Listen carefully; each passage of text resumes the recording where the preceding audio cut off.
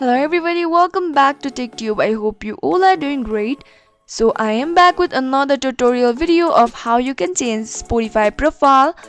So in order to change your profile on Spotify, what you can do is go ahead and tap on the Spotify application. Once you tap on it, go ahead and tap on the top left corner from the appeared section or from the appeared screen interface.